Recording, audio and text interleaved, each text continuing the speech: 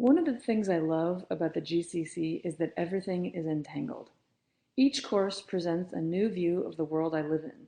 Each course pushes me to examine how I have been living and how I want to be living.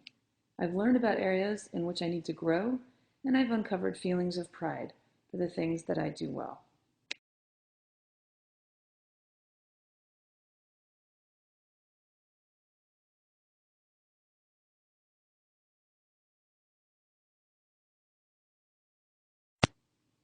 I am a study in intentional and unintentional contrasts.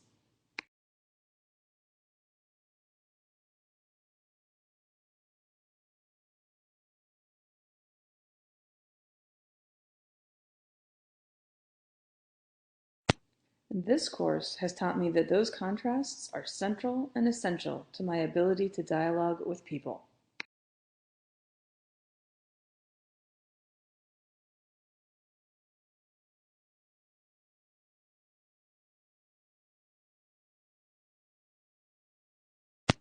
I have lived in Africa in predominantly black communities.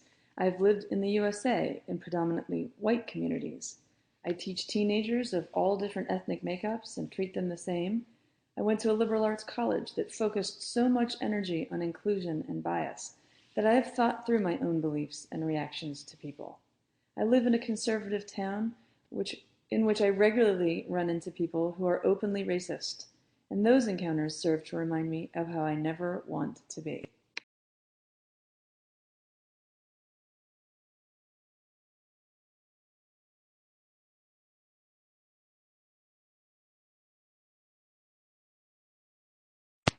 I have learned through this course what it means to be a part of a dominant culture, and what it means to not be part of a dominant culture.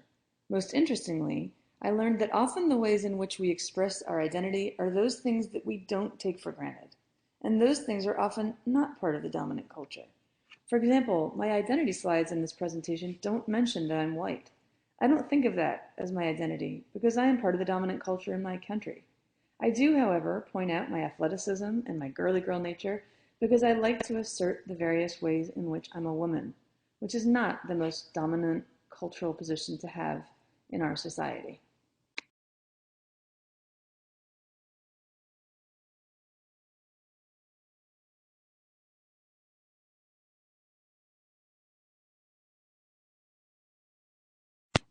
My light bulb moment about automaticity and subjectivity came when I had to acknowledge my own instinct to ignore the things that I have selective attention about.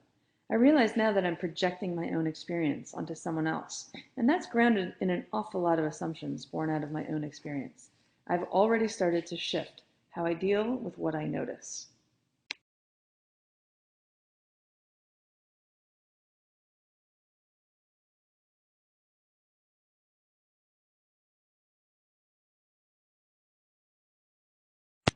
What I realize now is how all of the things I've learned in the GCC have caused me to become much more intentional with how I view the world and, as a result, how I interact with it. It also makes me realize more fully how important it is to immerse yourself in other cultures.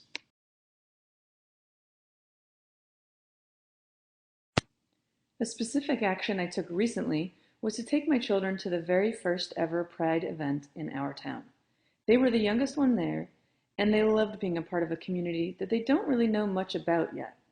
Making certain that they have the skills of multicultural perspective is essential to me in my role as a mother.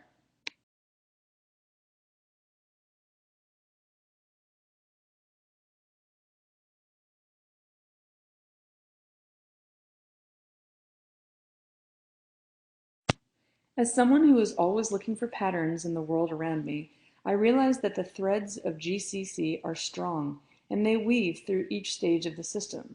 I've learned so much as a result. When I review my project for inquiry-based learning, I see how it informed my human rights course manifesto in very clear and specific ways. When I review my manifesto for my human rights course, I see how it directly informs the ways in which I explored myself and the world of dialogue in this course. And the ultimate realization is that maximizing global connectivity through dialogue is essential.